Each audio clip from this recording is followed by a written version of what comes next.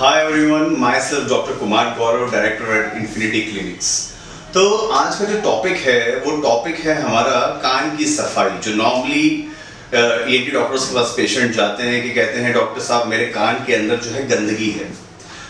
ये चीज़ समझने की ज़रूरत है कि कान में वो गंदगी नहीं है, दैट इज मैक्सिमम टाइम वो कान में वैक्स होता है आपके, जो कि आपके कान में ऑटोमेटिकली खुद प्रोड्यूस होता है।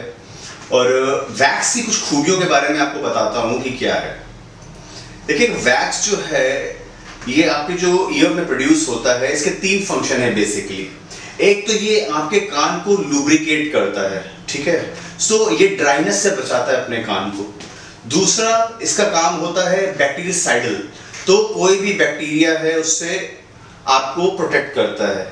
और तीसरा ये स्टिकी होता है, तो ये एडहेयर कर लेता है जितने भी सॉइल पार्टिकल्स होते हैं या कोई डस्ट है या इंसेक्ट्स है, तो ये it prevents from reaching the tympanic membrane.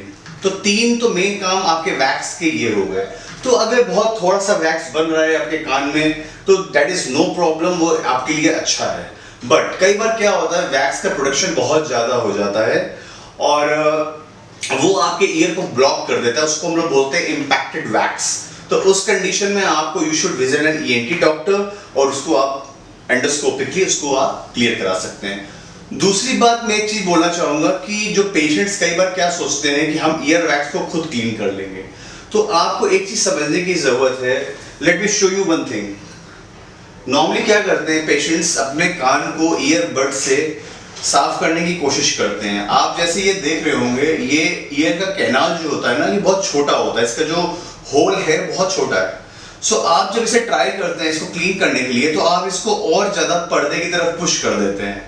तो इससे होता क्या है, जो नया वैक्स बन रहा होता है, नॉर्मली हमारे ईयर में ये मैकेनिज्म होता है कि जो वैक्स बन रहा है वो ऑटोमेटिकली जो है बन के होल से बाहर अपने आप ही वो प्रोट्रूड कर जाता है। बट जब आप उसको खुद करने की कोशिश करते हैं क्लीन, तो आप उसको बेसिकली पुश कर देते हैं बहुत ज्यादा अंदर पर्दे के पास में, और वो इम्पैक्ट हो जाता है, जिसकी वजह से क्या होता है कि जो नया वैक्स बन रहा होता है वो बाहर नहीं निकल पाता है because of this impacted wax. और ये कई बार कंडीशन काफी पेनफुल हो जाती है और इसमें क्लीन करने के लिए डॉक्टर को भी काफी परेशानी होती है। तो इट्स बेटर कि आप बर्ड्स का यूज ना करें, और कई बार आपको आइडिया नहीं होता है कि आप कितना डीप जा रहे हैं एंड आप कान के पर्दे में भी छेद कर देते हैं। So it's better to visit an ENT doctor and get your ears cleaned. आप मेरे बाकी वीडियोस देख सकते हैं, how we remove and how painlessly and endoscopically we remove the ear wax.